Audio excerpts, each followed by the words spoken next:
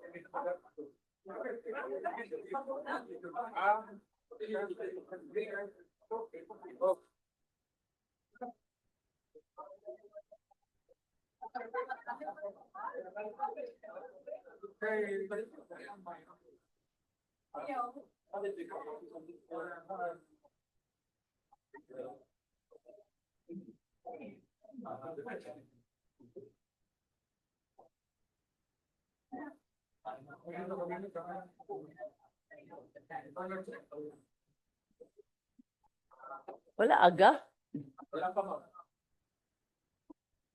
2 minutes pa man pod.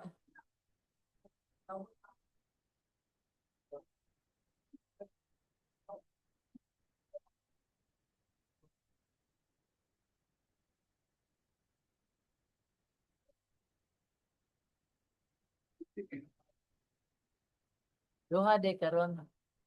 Leksyon ng papo.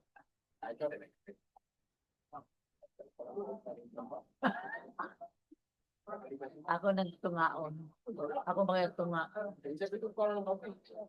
Oh, papabu ako. Ako, hindi man na mga karon sila og papo. Ano, hindi man sila nagpapo sa bana.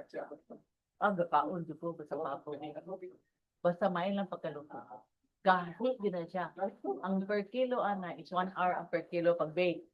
Mo man na amo sa US sa Thanksgiving. Kung 2 kilos yung pabo, 2 hours ko na. Dili hinay nga kalayo. Ako yung tungaon akong pabo dadon ako.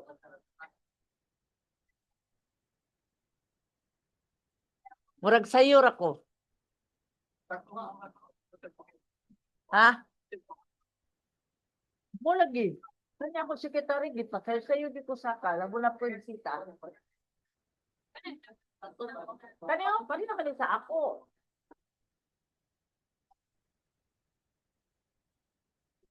Okay.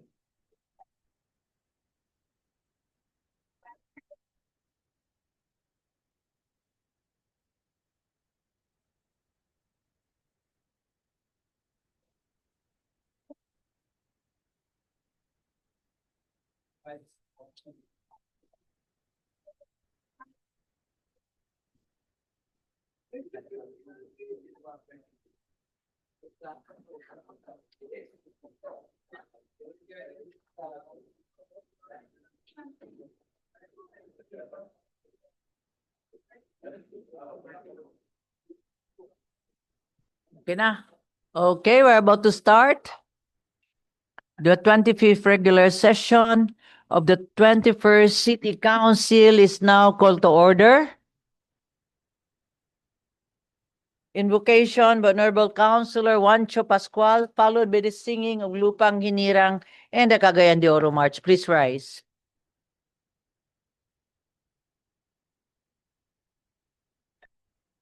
Hello. Good afternoon, Madam Chair and everyone. Amazing grace, how sweet the sound. Let us pray. In the name of the Father, and Son, and Holy Spirit. Gracious and loving God, we come before you today with humble hearts, grateful for the opportunity to serve the people of Cagayan de Oro. Teach us to grow in love, love for you, and love for the people we are called to serve. Help us to follow the path of integrity, compassion, and faithfulness in our daily work. As we deliberate today, grant us wisdom in our decisions, patience in our discussions, and humility in leadership. May we always remember that our authority is a trust and our duty is service. Guide us day by day to choose what is just, what is right, and what is for the common good. Bless our city, our leaders, and every Cagayanon we represent. Amen. In the name of the Father.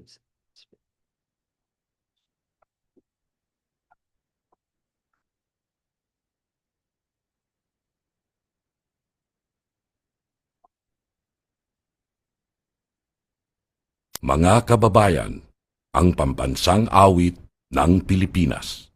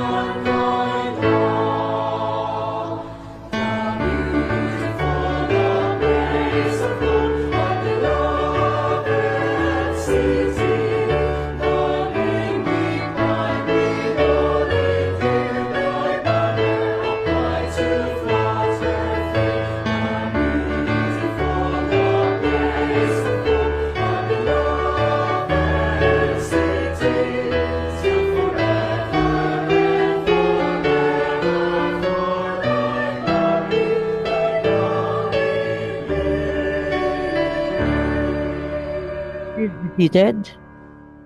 Mr. Secretary, please do the roll call. Honorable City Vice Mayor Jocelyn B. Rodriguez, Presiding Officer. For the First District Councilors, Honorable Desiree Ann Imdahino, Honorable Roger G. Abaday, Honorable Juancho R. Pascual, Honorable Agapito Heriberto G. Swan, Honorable George Christopher Q. Goking, Honorable Moreno Y. Daba IV, Honorable Al P. Ligaspi Sr., Honorable Aimee Rose P. Moreno. For the second district councilors, Honorable Ibuna Yasini B. Imano, Honorable Maximo T. Rodriguez III, Honorable Paulo Nicolo Gaani, Honorable Joylyn Mercedes El Balaba, Honorable Yanlam S. Lim, Honorable Enrico D. Salcedo, Honorable Hilda Ong Go, Honorable Edgar S. Cabanlas.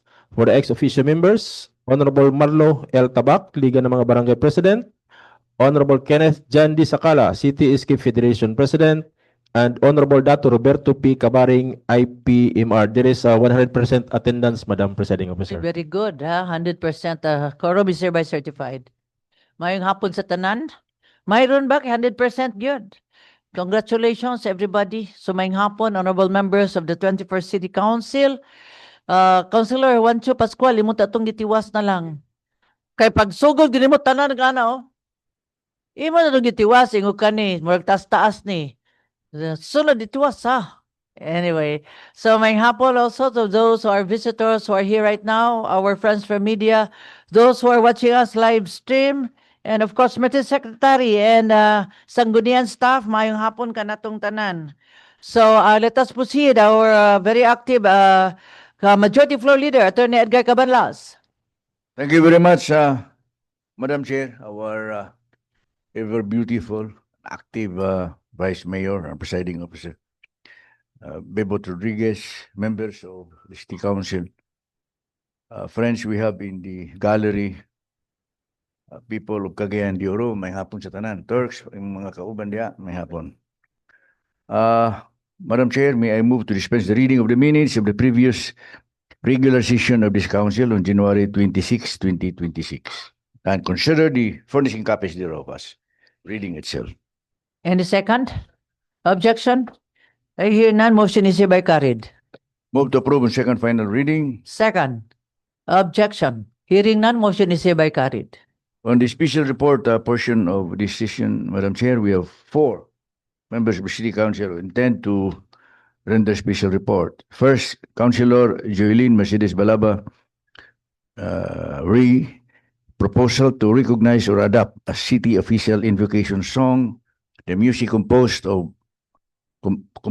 by Dato Rodelio Waway Saway. Next would be Councilor Dato Waway Saway, Dato Roberto Cabaring, with regards to the proposed measures to prevent road accident at the Cabula area. Councilor George Goking has informed this presentation that he would not go ahead with his special report as the issue has been settled already. So the number 3 would be Councilor Des Dehino, who would be reporting on autism in our city. And the 4th is Councilor Roger Abaday, who would be clarifying something on an issue that involved his name. So that would be the sequence, Madam Chair. May I request that Councilor Joylyn Mercedes Balaba be recognized first. Councilor Joylyn Balaba, you recognize.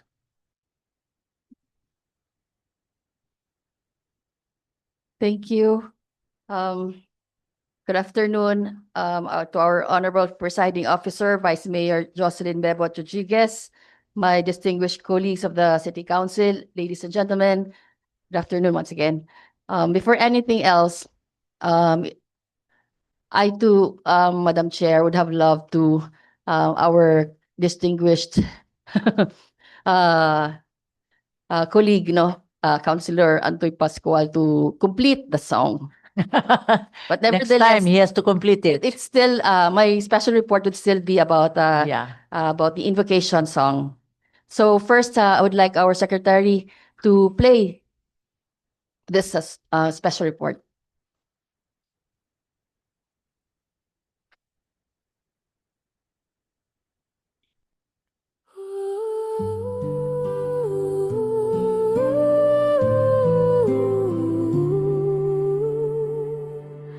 Sa'yo nga among gitindugan, among pasalamatan, nagahatag pagkaon ug mga kabulakan nga matahong sa hangin nga among ginininhawa, nagahatag og huyuhoy sa matag adlaw. Sa tubig nga among gigamit, makatagpaw sa kauhaw. Sa adlaw nga naghatag ka namo kahayag, ug kainit sa among mga pagbati, sa mga nagasalik kang magbabayad, sa mga magsunod kang Allah, sa mga nagtuo kang Hesukristo.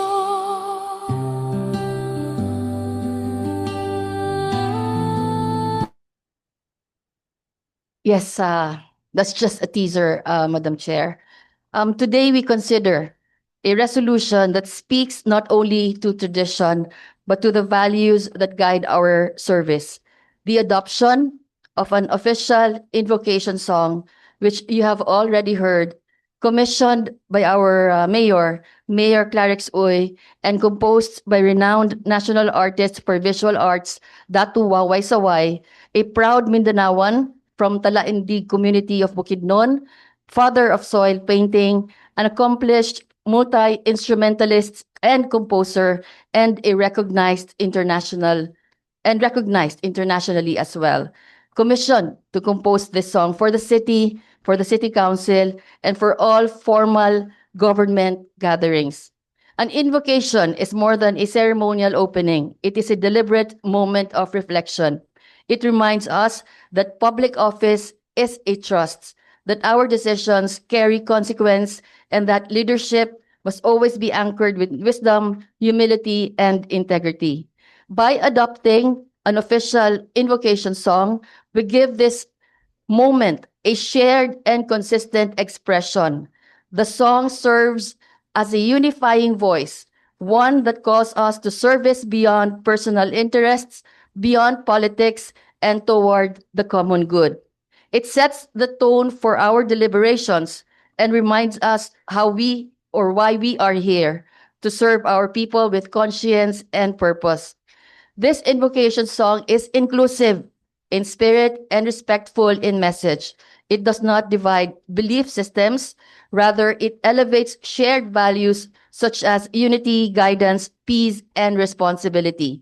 It is a reminder that despite differing views, we begin our work as one body committed to principled governance. Institutionalizing this practice also establishes continuity. Future councils will inherit not just procedures, but a meaningful tradition that underscores the moral foundation of public service. This resolution is not about formality alone. It is about intentional leadership, about choosing to begin every session grounded in reflection and guided by higher purpose. For these reasons, I respectfully urge this honorable body to support and approve this resolution. Thank you. Thank you very much, Councilor Joylyn Belaba. So, yes, a majority floor leader, Attorney Edgar Cabanlas. Thank you very much. The song is very good. And the intention of Councilor Balaba is also, of course, very good. But this is the first time that I have heard that there is an official invocation prayer. In practice, we did not do that because I think everyone has his own way of praying.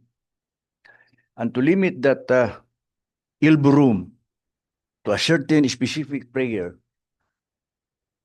for me as practicing lawyer for so many years and one of the human rights advocate,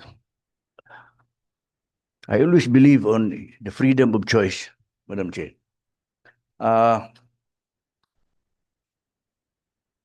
We have the Pambansang Awit because it means blood sacrifices of our heroes. We honor that. But prayer is different because it is a personal relation between you and your God. Other religions might have some other way of praying. So it's very awkward for us to impose a very specific way of expressing your belief and love to God.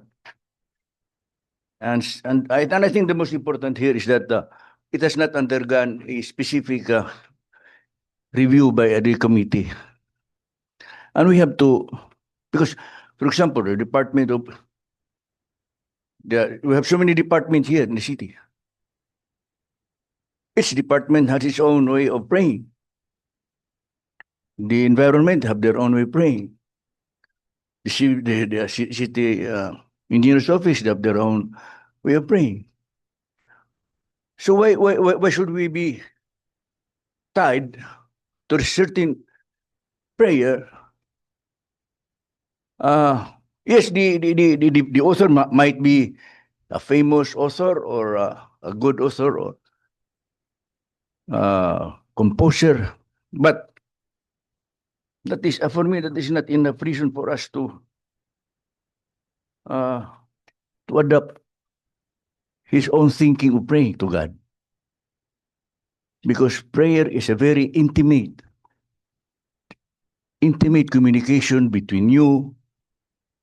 Sa mangani nga kita doon na kada session na to natin gagawin mo prayer, because we want the members of the city council to listen to you how you pray, not a uniform prayer, Yeah. because it would become redundant, bland later on. Maybe it's a very good prayer now.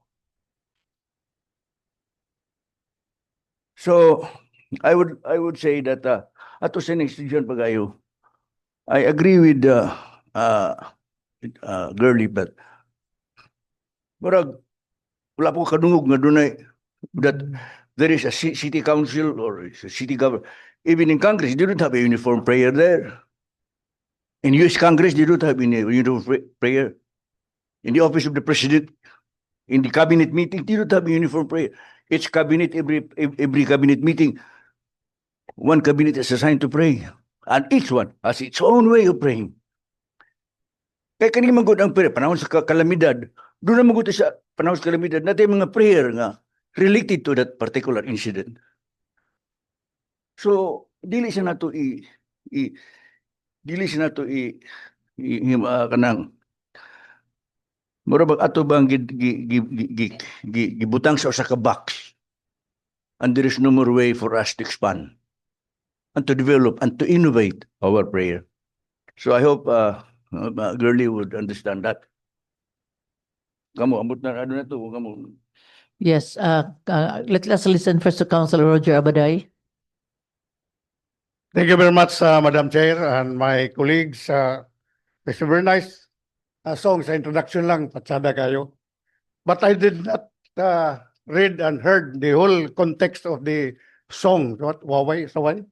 Waway, saway. No? So, I support the contention of the majority floor, no?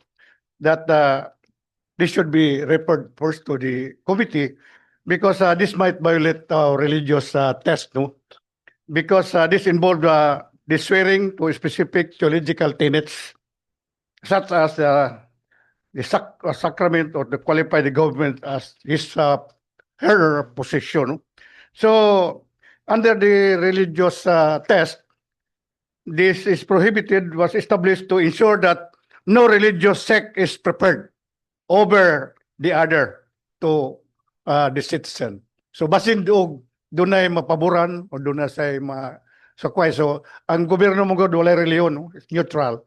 So, I think I support that to the majority proposition that this should be discussed in the committee, whether this is a viable proposal of our colleague reporter, Councilor Girly Balaba. Okay, Thank thank you. you very much, Councilor Roger Abaday. Yes, Councilor Joylene Balaba. You have the floor. Yes, Madam Chair. In response to our good Councilor Roger Abaday, perhaps he has not read or heard the phrase there.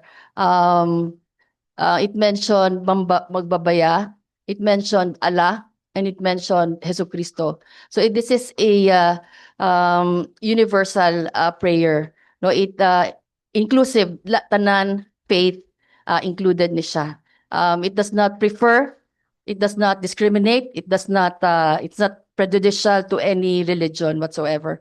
But then, of course, it's a response also to our majority.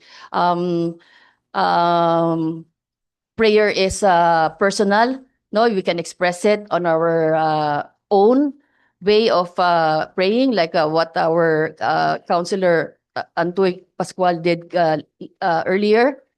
But then this invocation is a formality. This is I would just like to make it official, but that it's not mandatory. No, mandatory. It's not mandatory. It will just make it official to be our invocation song in all formal government gatherings, so that it would convey the message of unity among our constituents, among Cagayanons, and of course, the drive of our government officials to deliver and to serve our public sincerely and with integrity. So perhaps it would not be mandatory, but it would be an official invocation song declared as official. Yes, majority. Sorry. Councilor Evie Mano, you have the floor. Madam Chair, good afternoon og sa tanan nga naminaw og nagalantaw may hapon. I also have the same sentiments with the majority floor. Although I do agree nga guwapo ang prayer, and I heard the good Councilor Girly Balaba also mention nga it was commissioned by the local chief executive. But again, sa hisgot ni majority floor leader, naman siya sa balaod, Madam Chair, nga dili ta pwede makahimo og balaod. Nga kibahin anang prohibit or is marghimo nog strict nga kanilang siya kay line man of religion. Again, line man tag beliefs, and we all respect that. We must respect that. But sa ako pong nasabtan kang Councilor Balaba is gusto niya nga himuon siya official for the LGU, gamiton siya for formal events and everything. And ingon siya nga God was mentioned, Allah is mentioned, magbabaya is mentioned, but what if natay mga bisita nga ga-practice og Buddhism, Taoism, Hinduism? Now, there are also other religions, Madam Chair, if we say nga formal na to siya buhaton or gamiton. Although, maayo man ang intention, maayo ang iyang tumong, maayo pod ang ang product sa composition, commissioned by the local chief executive as per the special reporter. If she really wants to insist on this, basin pwede i-suggest nato sa LGU nga gamiton siya kung nato event, but dili pwede nato siya buhat na ng resolution. Agree sad ko nga kung gusto nato i-discuss further, we bring it to the committee. I am not against this, Madam Chair, but I would like to I just want to have a clarification kay dili mandatory pero official sa LGU. So dili siya mandatory but official. So meaning tanan event sa LGU mandatory gihapon siya gamiton kay official man siya, if I am not wrong, Madam Chair. So klarohon lang siguro sa committee level para it would be fair, and then again we don't pass legislations or resolutions that that is not or maybe against our constitution. So klarohon lang siguro, Madam Chair. Thank you. Okay, thank you very much, Councilor Evie Mano. Any more comment? Yes, Majority Floor Leader, Attorney Edgar Cabanlas. Perhaps we can recognize this prayer, but then We can recommend recommend, the recognize. prayer Yes, to but the other because to all offices in the I think government. this is the first one that this was shown. First time this was shown. Probably we can recommend that Okay. we use this prayer. So it really depends, no? You know, there's a legal battle there in the US now to remove the word God in their constitution. Because what about those who do not believe in God? So, that is why there is this separation of the state, the church. So, mukha na. Now, we can recommend. Simply, kita Catholic man tayo nga nasun, 80% of us are Catholics. But as I said, we should be humble to accept that we have to follow the parameters of the law, the Constitution.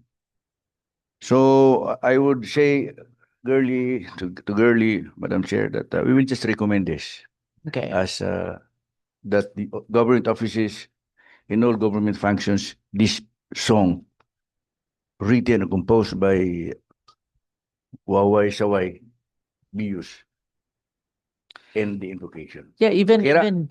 Okay. even in the Muslims, they have their own way, or the Higaonons have their way of praying. Perhaps we can recommend na pwede gamiton in different occasions. Okay ra? Okay. Thank you very much, Councilor Girly. So the next speaker is Councilor Dato gyapon eh. Councilor Dato Roberto Cabarig.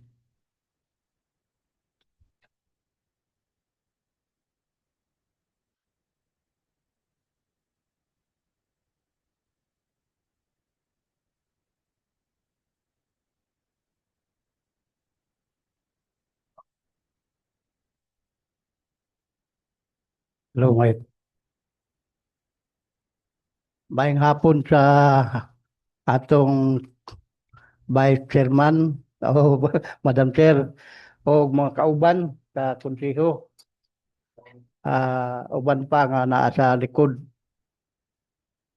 Kini nga akong special report na pansin ko lang nining nilabay nga adlaw tungod sa mga katawhan nga ato pong gika-istorya, labi na sa bukiran nga bahin, Lumbia to Bayanga. Ang gamay nga background ani sa niaging tuig 2025.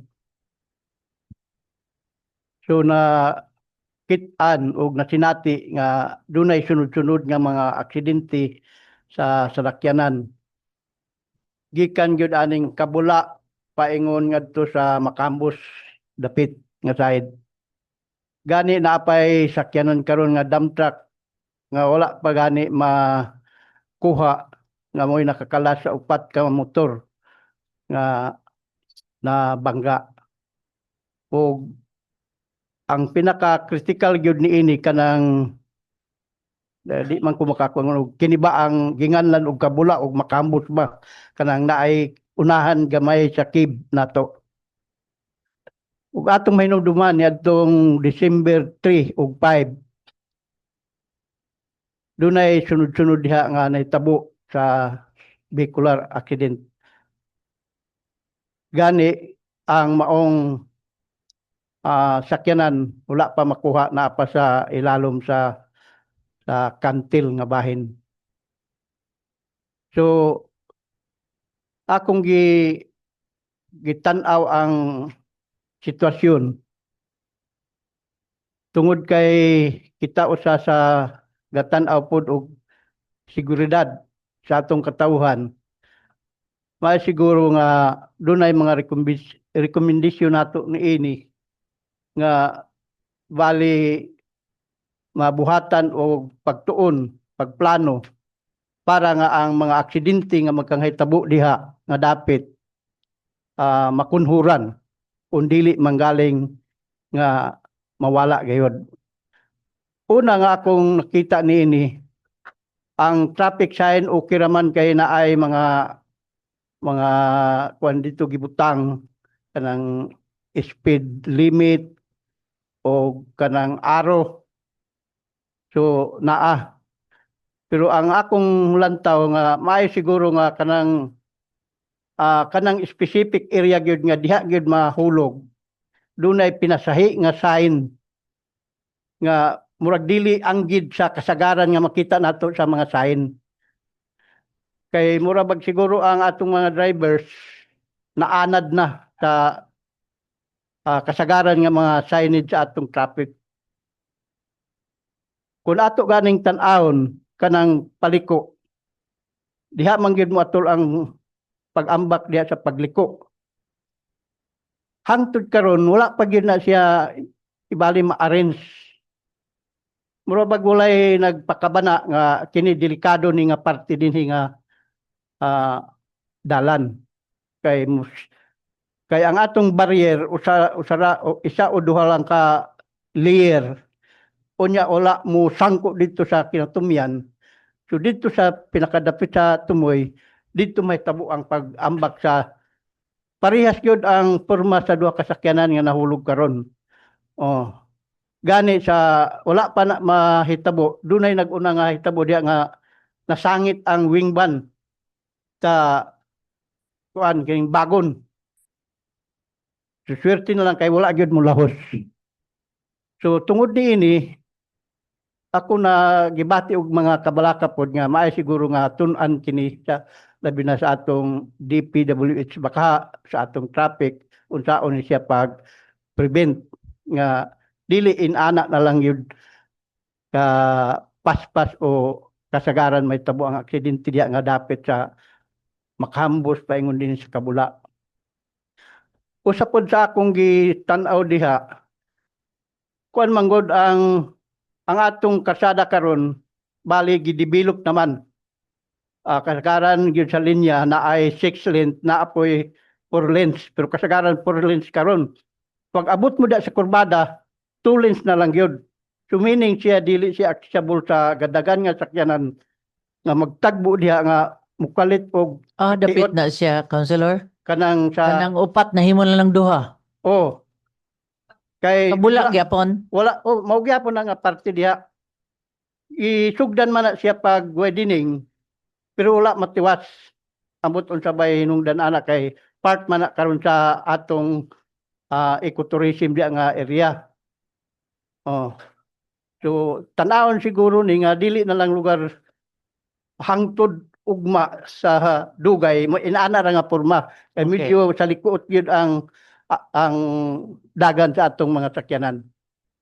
Sa laing bahin tungod kay nag-usisa punta sa atong mga katribuhan aside sa kultura nga significance.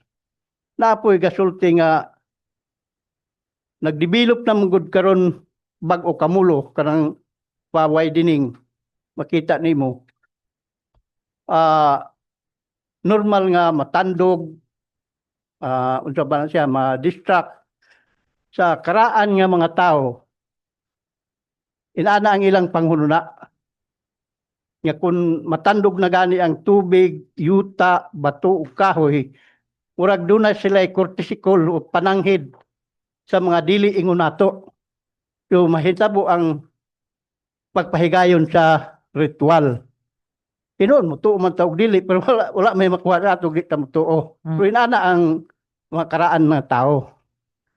Doon ay nag-suggest nga i-convince nato ang lumbia o bayanga nga sila mudiman ana nga ipahigayon ang usa ka ritual kay sila ang mugarantiya kibali nga sila nagkinahanglan nga marespeto ang ilang katungod isip mga IP diha kay kung gisugdan man ni sa unang panahon karon ibalik na nga atong giaksepta ang mga IP barangay so posible inaana pud ang may tabo nga nangita sila usa ka ritual ugaling lang kay ang ritual do na may gamay gud nga mga materialis niini so basin maalanganin sila nga wala kay naman gyud mga kuan ani mga gamit so diha lang siguro og atong uyunan nga ipahigayon so posible nga atong istoryahon ang duha ka barangay nga sila mo facilitate niini. Igo lang ta mo mutabang nga mapahigayon ang maong buluhaton. So kana lang siguro Madam Chair. Salamat og mga hapon. Thank you very much, Dato Roberto Cabaring. Yes, Councilor Des Dahino, you have the floor. Maayong hapon sa tanan, maayong hapon Madam Chair sa 21st City Council. I would just like to rejoiner kay Councilor Cabaring, no? Because alongside Kabula Lumbia Road, going towards Baungon, naapay truck diha na dako dump truck na na-involve of serious accident months ago or last year. So it was reportedly gani hitting, I think, sakto tong giingon ni Councilor Cabaring 3 or 4 na motorcycle. Hantod karon naa pa. So, it is stationed alongside the road. It is still present there, no? It's a clear risk to the motorist. It also contributes traffic kung labi na what do you call this, rush hours, and it increases the likelihood of secondary accidents, especially in low visibility conditions. So I respectfully request the concerned offices na ma-assess ang situation dito kung ma-remove ba to, if possible ma-remove ba to, because I think it's Lumbia to siya, Madam Chair, na area. So Cagayan de Oro pa to siya. That's all. Thank you. Thank you very much, Councilor Des Dahino. That is a very good report because I have received several reports that kanang downhill, it is steep downhill, going to a sharp curves gyapon, no, kanang part sa kabula. And there are 3 cases already since 24, 25, 26 nga naay vehicular accident diha. Permi na diha vehicular accident. 24 is motorcycle and tricab. And the 25th is tulo ang namatay involving a dump truck and 3 motorcycles. And last January 7, 2020, a truck loaded with sacks, bali. Mo siguro nga truck na karon diha. No, probably we can refer this to the Committee on Infrastructure to and infra. Perhaps do something about hill kay ngano tungod kay sharp iyang curve ug downhill siya diha permi ang aksidente. I do not know how to go about it. We will give this responsibility to the Committee on Infrastructure, Councilor Ali Gaspi, and Traffic, Councilor Eric Salcedo. Okay? Okay, thank you very much. So our next speaker, Majority Floor Leader, Isa ba? Des Dahino. Councilor Des Dahino, you recognize? Thank you, Madam Chair. O subli, maayong hapon sa tanan. In line with the Autism Week, I was invited as a resource speaker for parenting seminars at City Central Schools and Kauswagan Central School. This is the work I've done as a psychometrician and as an educator. When it comes to autism, parents deserve more than comfort. They deserve clarity, tools, and evidence-based guidance. So I guess each one of us diri naaji soft spot for children. So I rise today on a matter of personal and official privilege, not only to speak on policy, but to share an insight I have gained through conducting parenting seminars on ASD or autism spectrum disorder. Makatandog jud ang experiences sa mga inahan ug amahan nga naay anak na naay autism. Puno og pagpangga pero gasagol ang kakapoy, kabalaka ug apil na pod kung magpanik labi na magtantrum sang ilang anak unya dili masabtan kung unsa ilang gikinahanglan or ilang gipangayo. Children with autism struggle to communicate, regulate their emotions, and learn in traditional classrooms. And yet, despite these clear signs, many of these children remain undiagnosed, unsupported, and misunderstood.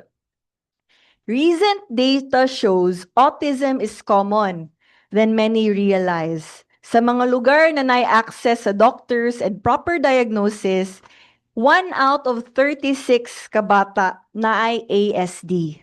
Diri sa Cagayan de Oro, murag gamay siyag tan-awon sa records, dili tungod talagsaon ang autism, kundi tungod daghan kayong mga bata wala pa na-diagnose, labi na katong naa sa public schools. Nakasinati siguro ta na natay kaila na 3 or 4 years old, dili pa kaistorya, naay mga repetitive behaviors ug walay social skills. Dili katanaw pud sa mata, sobra na tantrums, common signs of autism. Daghan kay mga bata na klaro kaayo naay autistic traits pero magpabilin undocumented, unassessed ug walay hustong suporta. Why? because diagnosis cost money. Grabe ka mahal o gamay ra ka ay doctors maka-diagnose diri sa Cagayan de Oro. I think it's tulo ra ka buok, developmental pedia. Usahay mo abot pag 5 months to 1 year ang schedule for diagnosis sa usa ka pedia doctor. Kay tungod sa daghan kaayo ga pa schedule. A proper autism assessment in a private hospital can cost up to 5,000 pesos. Already impossible for families living on minimum wage or daily income. Treatment is even more costly. Therapy session, whether it's speech, occupational, or behavioral, cost around 900 to 2,000 pesos per session. For therapy to be effective, session must happen daily or at least 3 times a week. As a result, parents are forced to make heartbreaking choices, Madam Chair. Mupalit ba og pagkaon or mag-therapy? Mutarbaho ba or magbantay sa ilang mga anak to manage the uncontrollable behaviors? Of course, most choose survival, and the child pays the price. Our public school, despite the dedication of our teachers, are also struggling. Children with autism are enrolled without official diagnosis. Teachers are not provided with specialized support. Schools lack therapists and intervention programs. These children are often labeled as disruptive, slow, or difficult, when in truth, they are simply different and unsupported. Eventually, many are excluded from meaningful learning.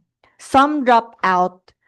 Others remain physically present but educationally left behind. This is how disability quietly becomes lifelong poverty. And yet, autism is not a hopeless condition. With early diagnosis and consistent intervention, many children of the spectrum can learn to communicate, to manage daily tasks, to participate in meaningful family life, and yes, even mainstream sa eskwelahan. But only if help comes early. Only if help is accessible. Only if help is public. This is why I respectfully call this Honorable Council to recognize the urgent need.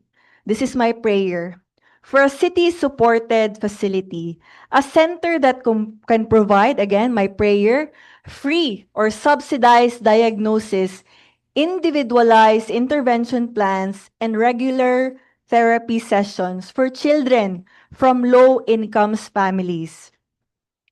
As a chairman of the Committee on Women and Family Relation, I believe this is squarely within our mandate. When we support children with autism, we support mothers who are silently carrying the weight of care, fear, and financial strain. Actually, honorable colleagues, I ask that this matter be immediate given attention so that no child will be left behind simply because their condition is misunderstood and unaffordable. I believe that there was an approved appropriation back in 2019 for a building amounting to 5 million pesos sa CSWD. That was intended to build a center for children with special needs. The plan was to build a child developmental center for a child with special needs who are indigent. Unya, ang atong mga local universities who have departments involved in the assessment, sama ng SPED, Special Education, and OT. I think na sa Liceo karon, yes. And rehabilitation of children with special needs can have their internship with our local developmental pedia doctors that are also from the city. The center can then provide free screening and therapy session. Dako kay ni nga tabang kung ato ning mapa-implement. I would like to lobby for its implementation because it will be the best start of our solution. So I respectfully move that this matter be referred to a joint committee on women and family relations, the Committee on Health, and the Committee on Social Services for study on recommendation on 1, the feasibility of establishing a city-supported autism program that provides free or subsidized diagnosis or therapy. 2, development of program of intervention, parent support, and school mainstreaming strategies for children with autism. Ikatulo, coordination with DepEd, DOH, social welfare agencies for comprehensive and sustainable support programs. I trust that this council will recognize the urgency and moral imperative of this matter. I respectfully request the Joint Committee to report back to the plenary with recommendation as soon as possible. Thank you, Madam Chair. Thank you very much, Councilor Des Dahino. Yes, Councilor Jensen Rodriguez, you have the floor. Thank you, Madam Chair. I would like to commend our good colleague, Councilor Des Dahino, for her special report regarding autism. As you all know, your counselor also is a licensed physical therapist back in New York and here in the Philippines. There are 5 key signs for autism. As mentioned earlier by our good counselor Des Dahino, those 5 key signs of autism would include challenges with social communication, like avoid gyud sila eye contact, and then not responding to their names, as well as repetitive behaviors like hand flapping. Nagani movie ana si Baron Geisler sa Netflix. I suggest you, our colleagues, should watch so that you really understand what autism is. Some autism behaviors, sa title I forgot. I forgot. Basta Baron Geisler na Netflix. Restricted interest, intense focus on specific topics, sensory sensitivities, as well as reacting strongly to sounds and kaning mga lights, and difficulties with changes in routine. Gani duha ka buok gyud na ang type gyud, no, Madam Chair. It's either kanang autistic na bata, sobrang intelligent, or sobrang delayed. Wagi ito nga ana, no? So gani, Madam Chair, there are a lot of therapies. Dili lang siya usa lang, no? Not just speech therapy, not just behavioral therapies. I think our good psychometrician man, no, and as well as OT and PT for sensory issues. Napoy educational support. So I would like to ask this good august body to include our Committee on Education, Chairman. Okay. Para medyo ano gid siya, Madam Chair. And by that siguro kanang 5 million murag gamay ra gid kayo na 2019. So I hope that we will review the budget, and I would like to also share to our colleagues also that we have one very good special needs na nalay bayad, no, nasa balulang, Madam Chair, murag ni duol na sa atuan Yeah. with special needs na grabe gud ka high tech ang iyang school in the Lower Balulang. Gani, Madam Chair, nagpatabang po sila because of their traffic. I hope that I'll be sending letters to RTA o kani mabutangan sa silang signage na PWD. Kaya nga, no, ginitan daw sila sa kapitan. So, kana lang, no, Okay. special needs, PWD, kinanglan, alagaan na to, Madam Chair. So as chairman sa social services, yes, we will have that as soon as possible. And hopefully, maka-add patag school or schools na centers para it's for our indigent na mga residente din sa Cagayan. Thank you, Madam Thank Chair. you very much. Actually, yes, Councilor Marlo Tabak, you have the floor.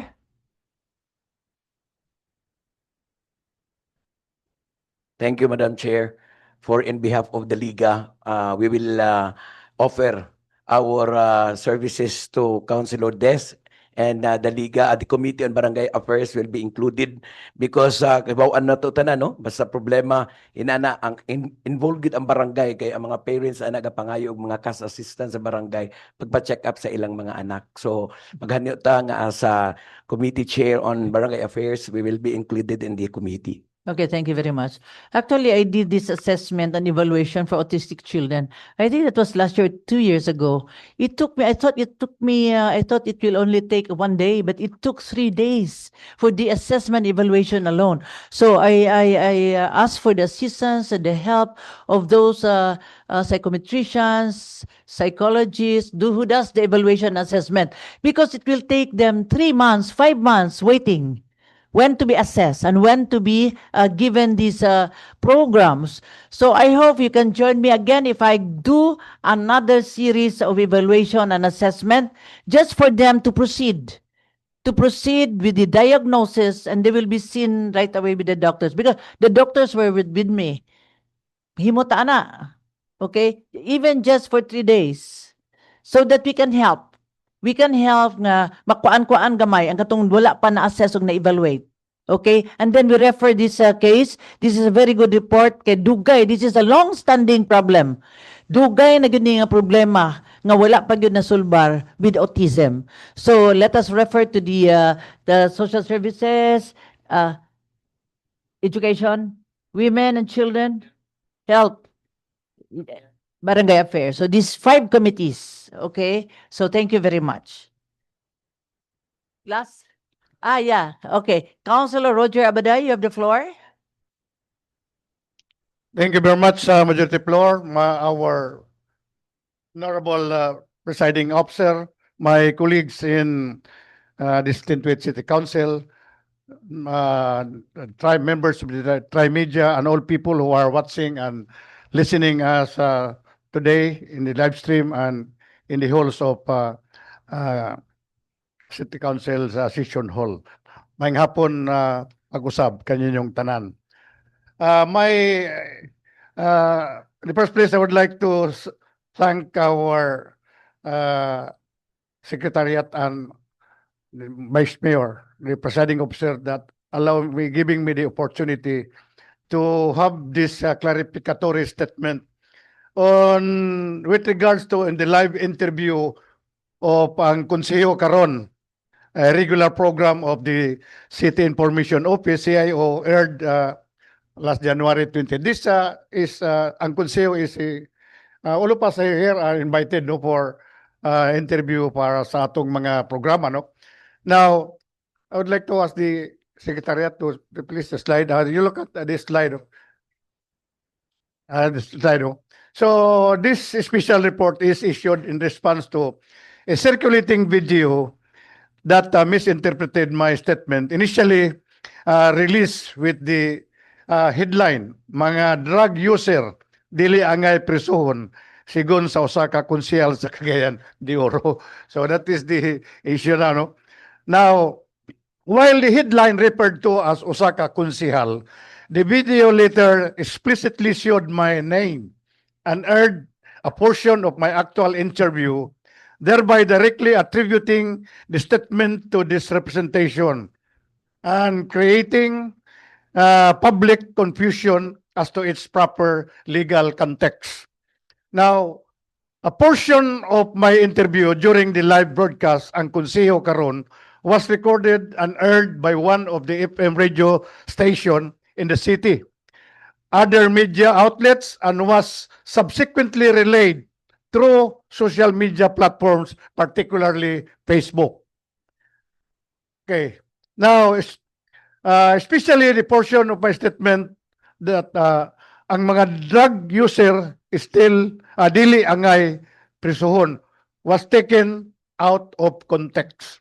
The said statement was suspensive and restitutory in nature and was not fully explained in detail due to a limited and controlled time allotted for the interview. Medyo nabitin ang naminaw siguro, no? Now, for the avoidance of doubt, this representation was referring solely to dangerous drug users or drug dependents who voluntarily submit themselves for confinement, treatment, and rehabilitation, as expressly provided under Section 54 and Section 56, Republic Act number 9165, otherwise known as the Comprehensive Dangerous Drug Act of 2002. Now, under Section 54, of the same act, a drug dependent or any person who violates Section 15, kining use of dangerous drugs of, the same law, by himself or herself or through a parent, a spouse, guardian, or relative within the fourth degree of consanguinity or affinity, apply to Dangerous Drug Board or DDB or its duly authorized representative for treatment and rehabilitation. Now, upon such application, the board shall elevate the matter to the court, which shall order the applicant to undergo examination for drug dependency. Now, if the examination conducted by DOH accredited physician results in a certification that the applicant is drug dependent, the court shall order the applicant to undergo treatment and rehabilitation in a center designated by the board for a period of not less than 6 months. The goal is rehabilitation, not incarceration or preso. So, surrendering is a legal commitment to avoid being penalized later if he has completely complied with the program. Now, further, in Section 56 of the same act, provides for exemption from criminal liability under voluntary submission program. A drug user or dependent who has been finally discharged from confinement shall be exempt from criminal liability under Section 15 or drug user, provided that he or she has fully complied and continue to comply with the rules and regulation of the board, including the prescribed aftercare program. Napay 18 months nga iyang i-comply nga para fully complied siya, mag-report siya sa korte or sa board or sa barangay ba, whether he has already fully reformed or okay. Now, this clarificatory statement is issued to remove any doubt and confusion or ambiguity, and to correct and to ensure the correct understanding of those who listened and watched the live interview, most especially students in the academy, katudlo or bata sa kolehiyo, especially sa College of Criminology, sarban niya nga subject, no? So, it might be inconsistent. Now, this is also for the colleagues in the City Anti-Drug Abuse Council, CADAC, which is chaired by Honorable City Mayor, together with the PNP and PDEA. No. So this report is issued in the interest of public welfare, justice, and fairness, and to protect the integrity of the City Council as a legislative institution, considering that the matter involves legal interpretation and public policy. So it likewise addresses the adverse, misleading, and out-of-context reaction generated by the circulating video of social media. So it is sincerely hope that those who followed the issue through radio and social media are listening and watching at this time. And this special report will serve as their enlightenment, proper understanding, and source of accurate legal context regarding the matter. Thank you very much, and Thank you very God much. bless us all. Councilor Roger Abaday. So, klaro na ha? Ang musurrender dili dakpon for rehab. Correct? Am I correct? That is also the case. Pag musurrender ka because you're using drug, di man ka dakpon ka, ug di gyud ka magparehab. That is why, the reason why nga musurrender ka, because you need treatment. And when you're into the rehab, you have to finish the program. So, klaro na. Dili na dakpon, basta ni surrender. Siyempre, ni surrender naman, di na dakpon. Voluntarily for rehabilitation. Di ba? Okay. Interview na sa kaugmaan na. Okay. Thank you very much. Yes, Majority Floor Leader, Attorney Edgar Cabanlas. Dakpon gihapon katong nagamit sa drugs panahon sa raid. Yes, oo. Bisan pag first timer, Bisan basta pa siya di ka mo mag-surrender, surrender dakpan. sa rehabilitation, dakpon gyud. Nasa phone siya nagamit, Yes. dakpon siya. Dakpon, Ah. ana. Bisag wa siya mo surrender. Oo. Okay, klaro. So let's go to the business of the day, Madam Chair. Turks, number one, item number one.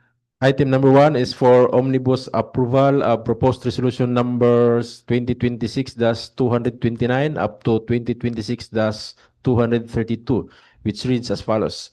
Declaring as operative in their entirety, effective on the date fixed therein, the herein respective barangay ordinances covering the annual budget for calendar year 2026 of the herein mentioned sangguniang barangays, to wit, A.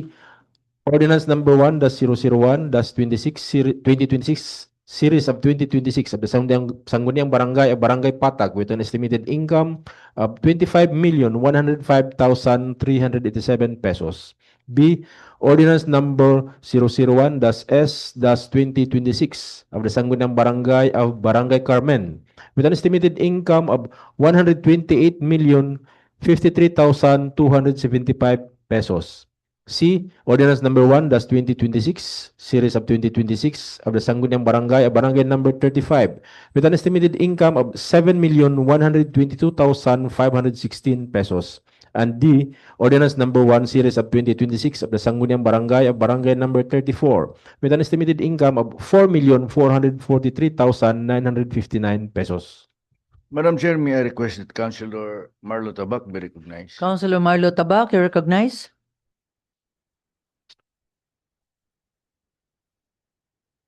Madam Chair, I move to approve proposed resolution number 2026-229 to 2026-232.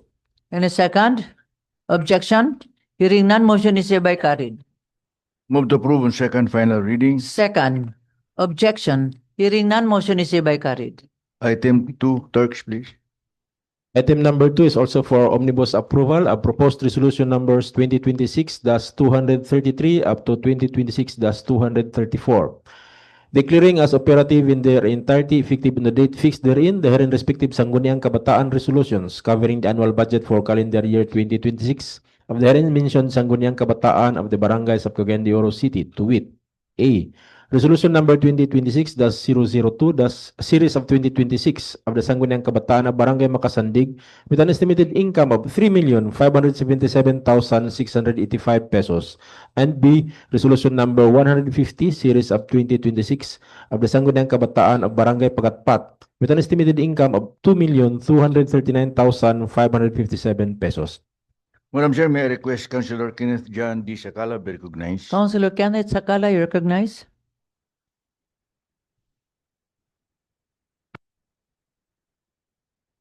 Thank you, Madam Chair. And before I move for the approval of the proposed resolution mentioned, I would like to request to include the SK annual budget for calendar year 2026, resolution number 08 series of 2026.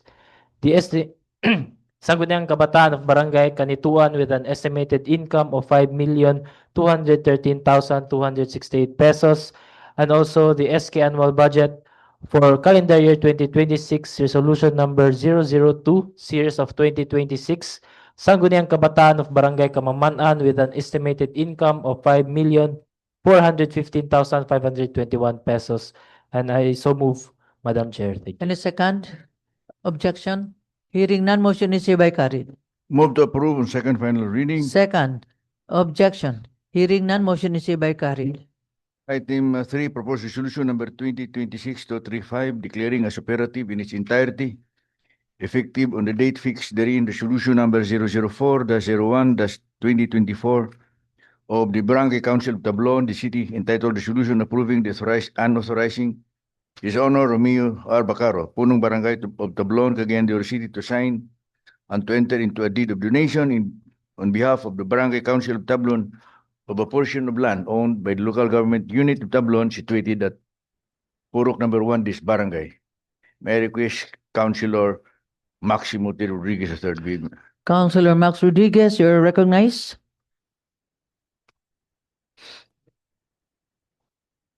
Proposed resolution for approval number 2026-235. Any second? Objection? Hearing none, motion is hereby carried. Move to approve on second final reading. Second. Objection? Hearing none, motion is hereby carried. Number 4, proposed resolution number 2026-236, adopting and strongly endorsing to the concerned government agencies and officials or referring to the concerned city council standing committees, the herein resolutions adopted by the Rotary Youth City Council Batch 2025 for favorable consideration and appropriate action. I respectfully move for the approval of this resolution, Madam Chair. Any second? Objection? Hearing none, motion is hereby carried. Move for inclusion items 5 to 8, Madam Chair. Any second? Objection? Yes, Councilor Roger Abaday. If the council may, I am proposing for the inclusion of a resolution appreciating and commending Mr. Anthony Osuma, an RTA consultant, for donating 30 handheld radios and 1 receiver for the for the RTA, Madam Chair and my colleagues. 50, I should say, 50 handheld radio that helps so much our traffic enforcer for traffic management. Okay. Any second? Objection? Hearing none, motion is hereby carried. That will be included. And also, may I request, Madam Chair, that Okay. the resolution of Councilor Gurley to for the recommending Yes. the song The of song of this composed by Waway. Mr. Saway to be Waway Saway. Away Saway is recommended to be used in public occasions. Okay. Okay, thank you. Subject to styling terms, ha? Okay. Kadap na to, Gurley. So, item 5. Proposed ordinance number 2026-191, authorizing the Honorable City Mayor Orlando A. Oy, representing the City Government of Cagayan de Oro, DONI, to sign the deed of donation and acceptance with the Office of the President, represented by its Senior Deputy Executive Secretary, Maria Lualhati C. Durutan, Tioseco, covering the latter's financial assistance to the City Government of Cagayan de Oro in the amount of 99,459,820 pesos and 75 centavos for the procurement of various medical equipment for the use of the GR Borja General Hospital under the terms and conditions stipulated therein. Moved by all members present. Any second? Objection? Hearing none, motion is hereby carried. Move to approve on second final reading. Second. Objection? Hearing none, motion is hereby carried. Item 6, proposed ordinance number 2026-192, authorizing the Honorable City Mayor Rolando A. Uy to enter into and sign the contract of affiliation by and between the City Government of Cagayan de Oro and Lourdes College, Inc., represented by its Vice President for Academic Affairs, Dr. Crescenti Exor P. Barcelona, covering the engagement of latter's trainee students in related learning experiences through affiliation training with the local government of Cagayan de Oro through the City Health Office under the terms and conditions stipulated therein. May I request Jing Daba be recognized, Madam Chair. Councilor Jing Daba, you recognize?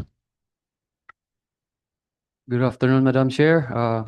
Move to approve proposed ordinance number 2026-192. Any second? Objection? Hearing none, motion is hereby carried. Move to approve on second final reading. Second? Objection? Hearing none, motion is hereby carried. Item 7, proposed ordinance number 2026-193, authorizing the Honorable City Mayor Rolando A. Uy to enter into and sign the memorandum of agreement with the Department of Education covering the implementation of the Basic Education Facilities Program in Cagayan de Oro City under the terms and conditions stipulated therein. May I request, Madam Chair, that Antoy Roa Pascual be recognized. Councilor Juancho Pascual, you recognize? Thank you, Madam Chair. I move to approve proposed ordinance number 2026-193. Any second? Objection? Hearing none, motion is hereby carried. Move to approve on second final reading. Second? Objection? Hearing none, motion is hereby carried.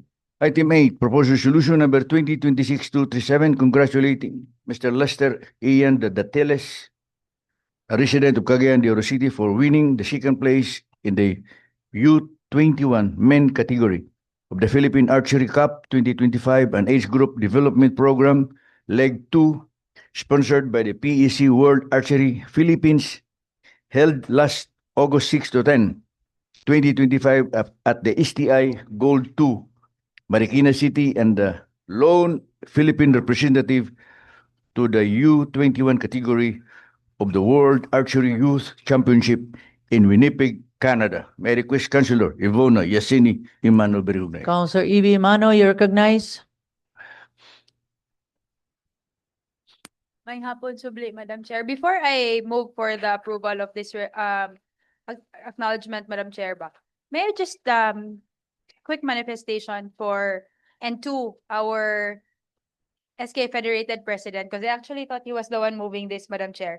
Maybe we can promote other sports nga not so famous, Madam Chair ba? Dili bitaw kayo. Like, not like basketball, nga naapirmi, volleyball. Maybe we can encourage our youth to participate in other sports. Parehas ani, archery. Kanang Archery, ikasagara, yes. no? Pickleball, mga new sports, Madam Chair ba? Maybe we can make better kanang athletes and mas mailhan ta on a bigger scale in terms Okay. of sports. So, Okay. Madam Chair, for approval of the said item, Madam Chair. Any second? Objection? Hearing none, motion is hereby carried. Move to approve on second final reading. Second, objection. Hearing none, motion is hereby carried. Item 9. Proposed resolution number 2026-238 expressing gratitude to Mr. Wawa Wee of Shuma for donating 50 handheld radios for the use of traffic of enforcers in the city. Subject to styling, may I request Roger Abaday, Councilor Roger Abaday. Councilor Roger Abaday, wawawin ba din na yung ngalan? Thank you very much. Wawawi. Musugot ang Oh, we- overseer, Councilor Salcido will be the one to, as the proponent, including him, the overseer of traffic. Okay, and also Councilor Eric Salcedo, The proponent. proponent. Move to approve. Okay, any second? Objection? Hearing none, motion is hereby carried. Move to approve on second final reading. Second, objection? Hearing none, motion is hereby carried.